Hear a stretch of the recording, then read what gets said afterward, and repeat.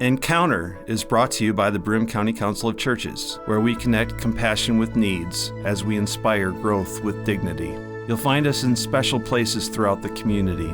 For those who remain hungry, we provide meals. For those who are challenged, we build wheelchair ramps. We comfort those who are ill, minister to those who are confined, and we remain an advocate for change and understanding on behalf of every element of our community. Connect and inspire. Encounter the Broome County Council of Churches. Brothers and sisters, welcome to the Encounter program sponsored by the Broome County Council of Churches. I'm your host, Mark Kimpland, the pastor at the Endwell United Methodist Church. Over the last few months, I have had the extreme joy and pleasure of sharing some time with some colleagues in Broome County and in this area. We've shared some thoughts and wisdom from the Reverend David Kofall, from the Reverend Barbara Green, and also the Reverend Will Baez. And it's been such a joy to take this journey. And today will be no different, as it is my honor and pleasure to introduce our guest this morning, the Reverend Nancy Adams, who is the District Superintendent of both the Binghamton and Oneonta districts of the Upper New York Conference of the United Methodist Church. Nancy, welcome to the Encounter program. Thank you for having me, Mark. It's a joy to be here. I'm glad we could pull this off. I'm glad that we could finally get the chance to share this time together and to get some of your thoughts, past, present, and future, and hopes, and all of that, especially as we are in through the Advent season and in this time of Christmas also. So let's begin where I always like to begin with my colleagues, especially with clergy. Let's share a little bit of your call. What was it in those formative years that brought you to where you are? Because I don't know your whole story, but I know portions of it. And it's an amazing story. So could you share that first with our viewers and listeners? Sure. Well, I was a very happy, fulfilled special education teacher for 6 years. First in Windsor and then 5 years in Candor. And I grew up as a preacher's kid, so I knew the life. Yeah. And wanted no part of it, actually. Yeah. I mean, don't misunderstand. I mean, I gave my life to Christ at 14 and just love Christ and love the church but I had no dreams or thoughts of ever becoming a pastor. Yes. And there was a time that I had a gnawing in my heart, and it wouldn't go away. I thought if I didn't share, I was going to explode. Mm. Okay? And I talked to my dad about it, and he encouraged me to go to lay speakers training. Now we call it lay servant training. And I continued to do. I had a music ministry with a friend. We sing in church. We'd sing at nursing homes and things like that, and that was great. Mm-hmm. But it felt like there was something more, but I was happy teaching, so yeah. I was kind of conflicted about that. I was like, what's going on? And so, and then, in the midst of all of that, my father died. And obviously I continued teaching but the gnawing got stronger and stronger and it wouldn't go away. And I finally talked to my pastor. I had since joined the United Methodist Church in Candor at that time, and talked to my pastor, and I said, I can't stand this anymore. I got to find out, and so entered the candidacy program, and got a mentor and everything. But prior to that, I had lay opportunities, and people said, oh, you should be a pastor. I'm like, no.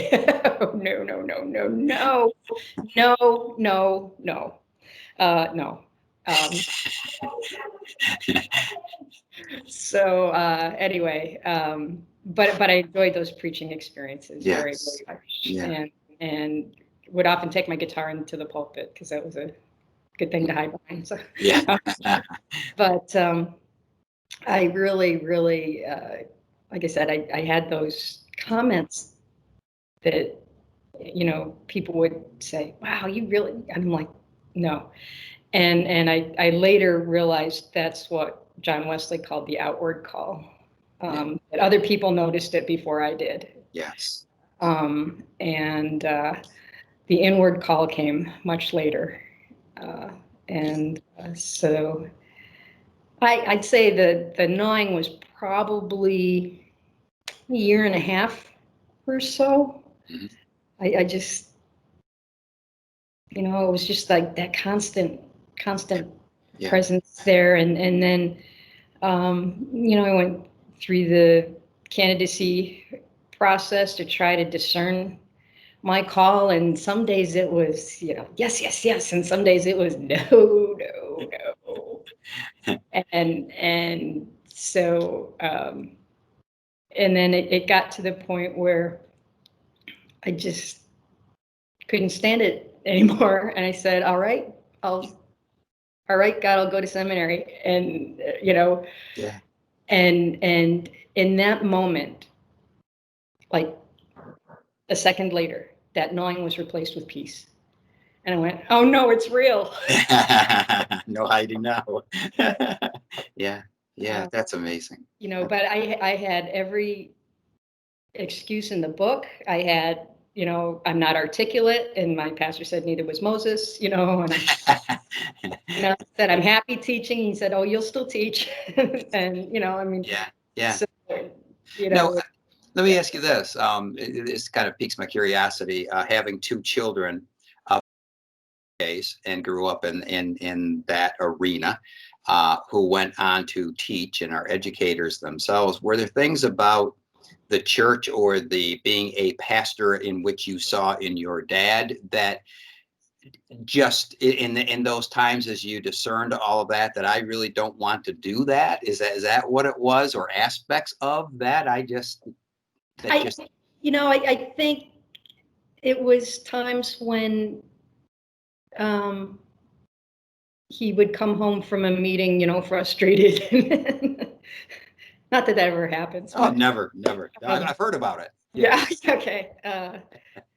So there were things like that, Yes. and but when I finally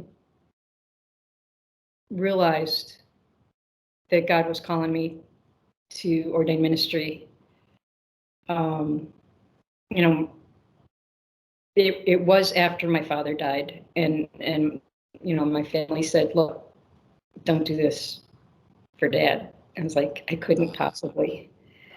And when they realized that there was no way they could talk me out of it because it was real, they got behind me, 200%. So It was so good. I appreciate you sharing the candidacy process also, because that's a true treasure of our denomination, our system. That there is that time that is a part of who we are and what we do to discern the call. And that's so thank you. Thank you for sharing that. We're off to seminary. Tell me a little bit about that. oh my, well, I went to Drew University Theological School in Madison, New Jersey, and I probably shouldn't say this on TV, but I spent my first month there going, does anybody here believe Jesus Christ is Lord? Anybody? Hello? It was a real, eye opener, and disturbing eye opener for me. And there were I exaggerate. I probably shouldn't have said it that strongly, but I did get stretched there, and looking back on it, I needed to get stretched. Yeah. I didn't appreciate that at the time. Sure. And I heard someone called seminary nuclear war on your insides, and I thought that's a pretty good description. Yes. Yes. Oh, and yeah, but even now, I am not the same person I was, when I graduated from seminary, and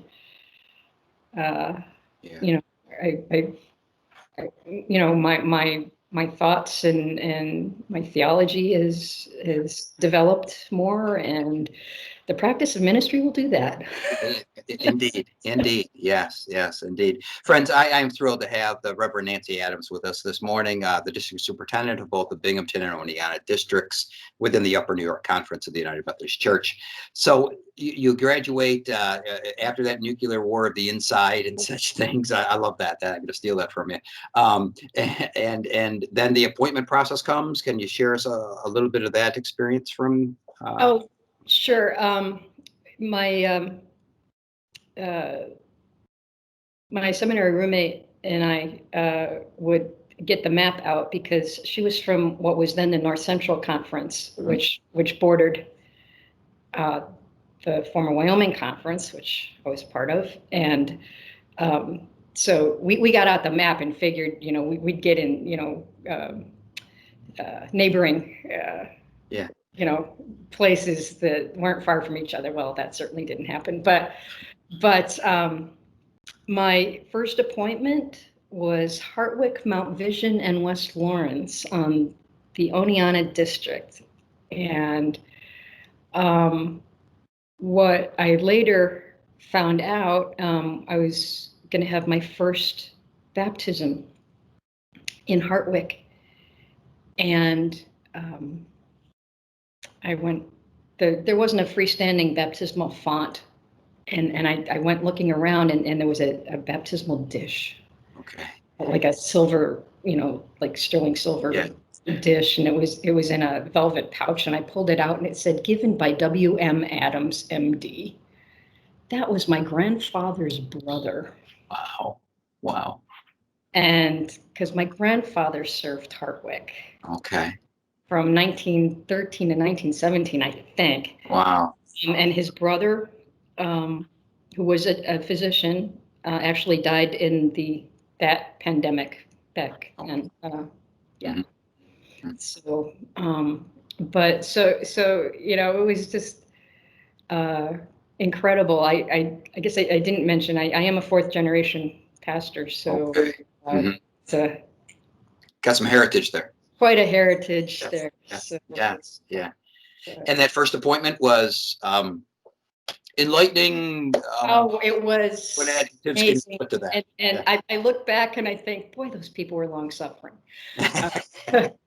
But no, they were wonderful. They really, were very, very gracious to a baby pastor, so to speak. Yeah. And I still cherish that. It was a wonderful first appointment. Yes. And they taught me well. Great. Well, and there's so many. I had a very similar experience when I was in Maryland, going to Wesley, and landed in a congregation that just took me under their wing for 3.5 years. And what a wonderful ministry that is. It just is a very specialized ministry. It really is. And I think they took pride in the fact that they normally got beginners. Yep. But I think they saw that kind of as a calling, and they did it well. Yes, absolutely. Yeah. And from there, take us through the next portions of that journey then. Well, from there, I was appointed as the associate at the Endwell United Methodist Church, which you are quite familiar with. Yes, I am. And I was there for 2 years, and then wonderful people there, as you well know. Indeed.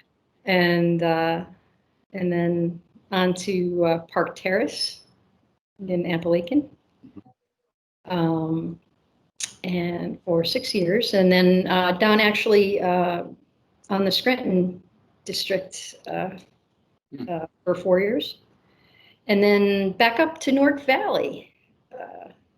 And then one day the phone rang, and it was the bishop saying, "I'd like you to be superintendent of the Mountain View District, and I almost dropped the phone.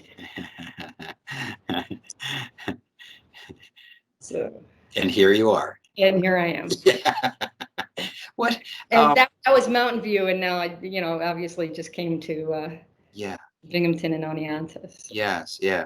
As you look at all of that journey, from your call to seminary to the churches you've served and now as a district superintendent, what are the differences? There's local church ministry and there's the superintendency and such things. How have you meshed that? How have they come together, or what are the lessons that you've learned, or what's the differences between the two that have been most profound for you in those two different roles? Well, as a superintendent, I don't preach every week. So the rhythm of, the rhythm of life actually is very different. Mm-hmm. But, I love to preach, and I still get to do that. And through all of my interactions with people, I can still point people to Christ. And that's what the most important thing is. Yes. And so encourage other people to do that as well. The different rhythms, like I said, I'm not gearing up for Advent and Christmas Eve. I'm not, or things like that. Or Holy Week actually is quiet. Yeah. I mean, so and it was really hard, the first Christmas Eve and Easter that I wasn't preaching out. That was really hard. Yeah. Yeah. I'm sure it would be. Yeah. So. Yeah. Yeah. But I actually did get to preach on Easter a couple of times Okay. as a superintendent, because which is my favorite day of the year. It is the most glorious news to proclaim. Yes. But I mean, the bad news was pastor was in the hospital. Okay. But I was able to, to preach on that most glorious day of the year. Yes. Yeah. So there is certainly a different rhythm that you There is, but Yeah. bringing people to Christ is. Yes. Yeah. Is, that's our goal and our calling. Yes. Regardless. Yeah. I love to ask these next two questions of my colleagues who have been at it a while, that have some experiences and probably of those experiences and such things. My first question is, what would be your advice of a person who's discerning their call, that has maybe what you had so long ago was that nudging, that feeling, that internal battle and such things? What would be your guidance, your wisdom to someone who might be hearing you and hearing this interview and such, and maybe in the same spot? Yeah, I'd say, don't try to run the other way like I did. I found out, like Jonah, it is futile to try to move from God. Yes. But yeah, I would do everything I could to try to discern. I would talk to pastors, which I did. I particularly talked to female pastors. Mm-hmm. That was important for me. And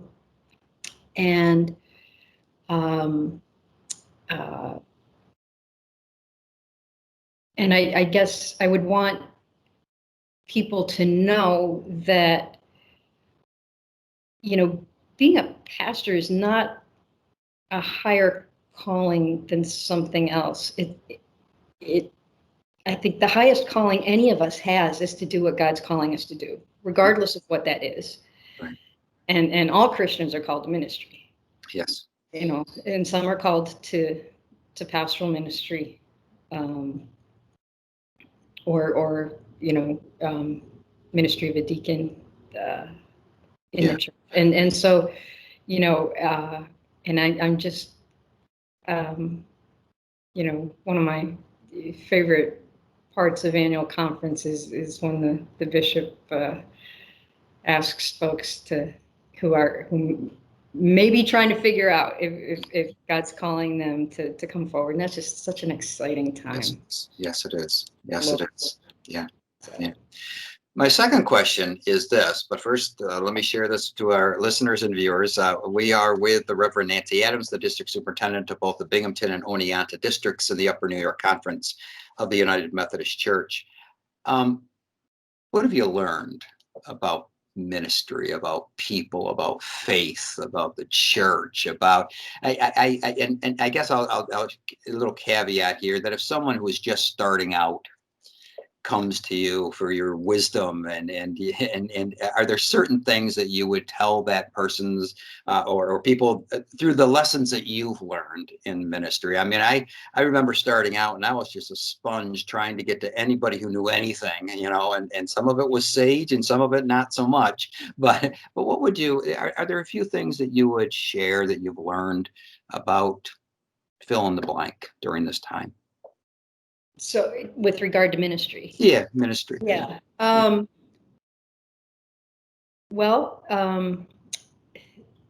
Listening is really, really important. And you can't over communicate things is another lesson I've learned. But I think, man, just to love people, and to point them to Jesus, and you have to meet them where they're at. So, but you don't ever leave them there. That's I think that's what we learned in seminary, right? Yes. Meet them where they're at, but don't ever leave them there. And but so I think relationships are very, very important. Yeah. And establishing those relationships with people and being respectful of people who don't agree. That's been a sad part of our society right now, I think, is it's just, I disagree with you, so I have to hate you. It's like, no, that's yes. And that's not the gospel. That's right. Yeah. And so I think, we have an obligation to show a better way. Yeah. That's awesome. Thank you. Yeah. The cancel culture, you don't agree with me, then I'll just get you out of my life rather than learn from each other. Yeah. Right. Well, that's a great segue to this next this next question in the few moments we have left. Here we are in the midst of COVID-19 and the pandemic and working our way through this. It's been 9 months, and we never know what the future holds and such things day by day. What's your hope? What's your hope for the future of the church? If one was to read the headlines and just, adopt them per se, it could be pretty disheartening. But what's your hope? What's your hope for the Church of Jesus Christ? Well, Jesus is our hope. Yeah. And in Advent we're reminded of Jesus is our hope and our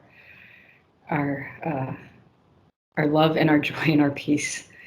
And so, I regardless of all of this, our mission hasn't changed. Right. We are still to make disciples of Jesus, and there are still disciples of Jesus to be made. And you know what? I believe God is using this. I don't believe God caused this at all. But God uses this, and there's people tuning into, services live streamed or on Facebook or whatever, who would never walk into the door of a church who are hearing the gospel. And so that's exciting. And so this is a marathon for sure. And I do want to say I'm so proud of pastors and laity in churches that have just stepped up and learned new ways to share the good news through technology and I'm so proud of them. I'm so proud of you. Oh, thank you. So Yeah, because that's a delicate dance. I mean, that the dance between the despair and the hope, and the those things that we're working through, plot and the opportunities they present and such. right, and I mean, the despair is real, and Yes. it is, and that's why prayer is just vital. Just holding people in prayer and reaching out and letting them know they're not alone.